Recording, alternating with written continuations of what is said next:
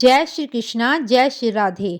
अर्चना के कृष्ण गुणगान चैनल पर आपका स्वागत है। अब मैं आपको गीता जी के 9वें अध्याय का महात्म्य सुना रही हूँ। महादेव जी कहते हैं, हे पार्वती, अब मैं आदर पूर्वक 9वें अध्याय के महात्म्य का वर्णन करूंगा। तुम स्थिर होकर सुनो।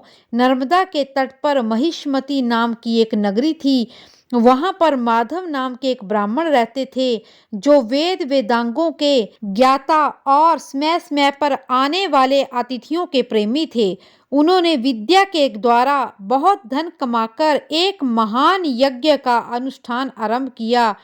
उस यज्ञ में बलि देने के लिए एक बकरा मंगाया।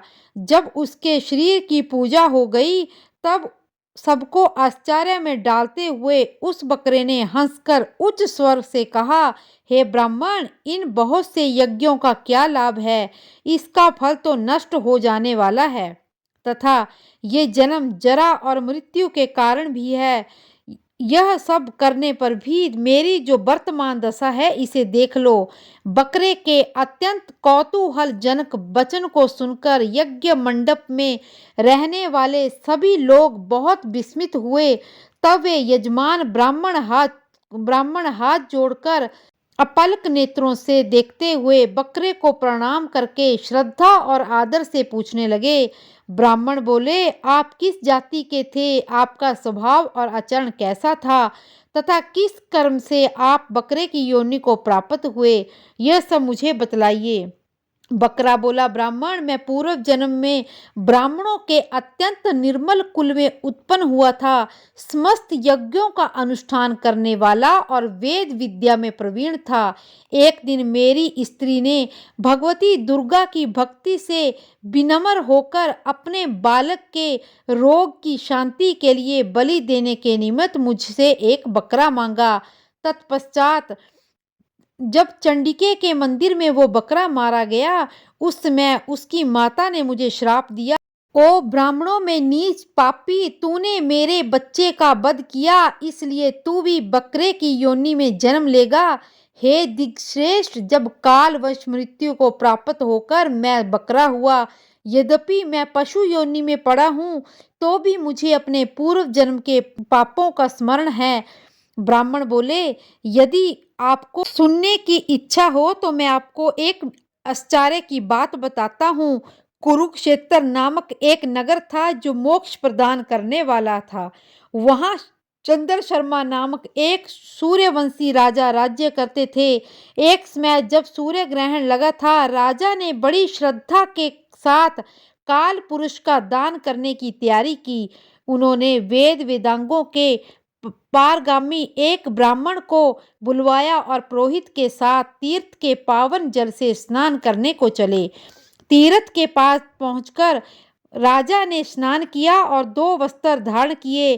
फिर पवित्र और प्रसन्नचित्त होकर उन्होंने श्वेत चंदन लगाया और बगल में खड़े होकर पुरोहित का हाथ पकड़कर तत्काल लोचित मनुष्यों से घिरे हुए अपने स्थान पर लौट आए। आने पर राजा ने यथोचित विधि से भक्ति पूर्वक ब्राह्मणों को काल पुरुष का दान किया।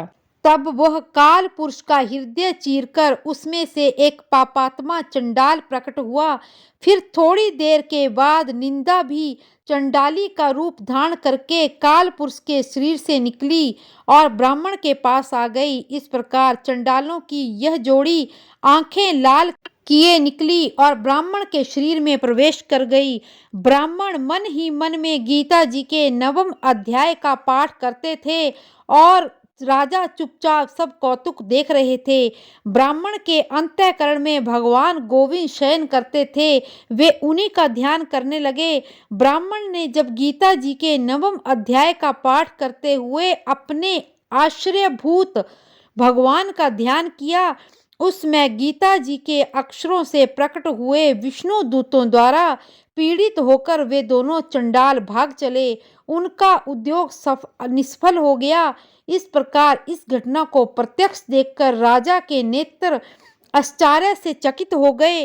उन्होंने ब्राह्मण से पूछा, विप्रवर, इस महाभयंकर आपत्ति को आपने कैसे पार किया? तब किस मंत्र का जाप किया और किस देवता का स्मरण किया? वह पुरुष और स्त्री कौन थे, वे दोनों कैसे उपस्थित हुए, फिर वे शांत होकर कैसे चले गए, ये सब कुछ मुझे बतलाइए। राजन बोले, चंडाल का रूप धारण करके भयंकर पाप ही प्रकट हुआ था और वह स्त्री निंदा की साक्षात मूर्ति थी। मैं इन दोनों को ऐसा ही समझता हूँ। उस समय मैं गीता जी के 9वें अध्याय के मंत्रों की माला जपता था। यह उसी का महात्म्य है कि सारा संकट दूर हो गया। हे महापते, मैं नित्य गीता जी के 9वें अध्याय का जप करता हूँ। उसी के प्रभाव से प्रतिग्रह जनित आपत्तियों से पार हो गया। यह सुनकर राजा ने उस ब्राह्मण से गीता जी के 9वें अध्याय का अभ्यास किया। फिर वे दोनों परम शांति को प्राप्त हो गए। इसी तरह गीता जी के सारे अध्याय सुनने के लिए मेरे चैनल को लाइक, शेयर और सब्सक्राइब करें और कमेंट बॉक्स में जय श्री कृष्णा अवश्य लिखें। जय श्री कृष्णा, जय श्री राधे।